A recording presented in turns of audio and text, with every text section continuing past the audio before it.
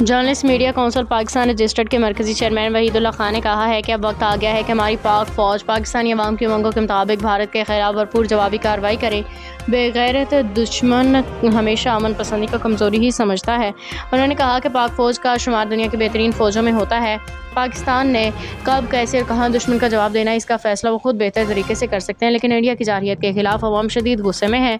उन्होंने कहा कि वज़ीर-ए-आज़म रोज़ प्रेस कॉन्फ्रेंस के बाद इंडिया ने ड्रोन हमले में इजाफा कर दिया। जिस तरह इंडिया ने गुज़श्ता शब पाकिस्तान के मुख्तलिफ शहरों में ड्रोन हमले किए और शहरी आबादी को निशाना बनाया, वह काबिल मज़ामत है। उन्होंने कहा किसी भी किस्म की जारहियत के खिलाफ जीत पाकिस्तान की ही होगी। मुल्क की अवाम अपनी पाक फ़ौज के शाना बशाना सरहदों पर लड़ने के लिए हर वक्त तैयार है।